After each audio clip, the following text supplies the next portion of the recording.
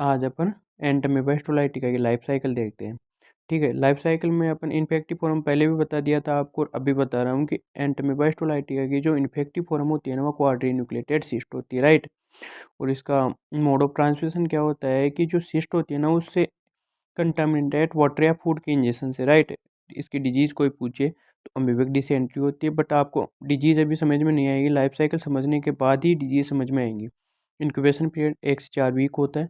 अब इसके बाद में अपन लाइफ साइकिल देखते हैं। लाइफ साइकिल क्या होती है कि जो क्वाड्रीन्यूक्लियोटाइड सिस्ट होती है ना, जो मैच्योर सिस्ट है, उसके इंजेक्शन से लाइफ साइकिल स्टार्ट होती है। तो जैसे कि इसमें 4 न्यूक्लियस प्रेजेंट होते हैं, सेल वॉल थिक होती है, ठीक है। अब ये क्या करेगी कि इसमें 2 प्रोसेस होते हैं, एक तो एक्जेस्टेशन और एक एंजेस्टेशन, ठीक है। एक्जेस्टेशन आपने स्मॉल इंटेस्टाइन में होता है, ठीक है। तो कैसे होता है देखते हैं। सबसे पहले अपन ने जैसे सिस्ट को इंजेस्ट किया, इंजेस्ट करने के बाद क्या होता है कि वो स्टमक से होते हुए अपने स्मॉल इंटेस्टाइन में ट्रांसफ़र हो जाएगी।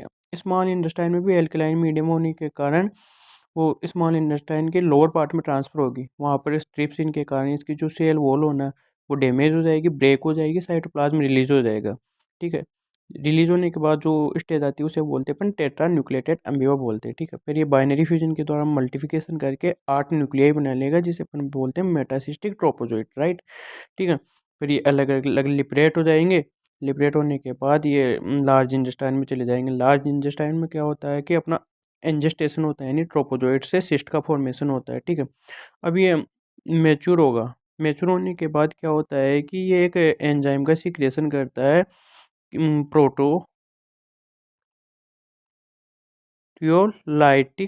एंजाइम का, जो क्या करता है, जो अपने टिश्यू है ना उसका नेक्रोसिस है या फिर डिस्ट्रीब्यूशन कर देता है, जिसके कारण इसमें क्या होता है कि अल्सर का फॉर्मेशन हो जाता है, ठीक है। जिससे जैसे पस में स्टूल है अपना, तो स्टूल में पस का आना, ब्लड का आना, ये शो देता है, जिसे अपन अमेबिक डिसेंट्री भी बोला जाता है।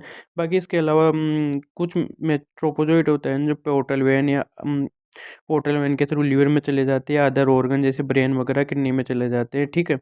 और कुछ ट्रोपोजोइट डायरेक्ट स्टूल के थ्रू रिलीज हो जाते हैं। कुछ ट्रोपोजोइट क्या होता है कि आगे जाके प्रीसिस्ट में कन्वर्ट होता है, प्रीसिस्ट से अपने यूनिन्यूक्लिएट में कन्वर्ट होता है, बाईन्यूक्लिएटेड में कन्वर्ट होता है, फिर प्रीसिस्ट के द्वारा आउट हो जाता है।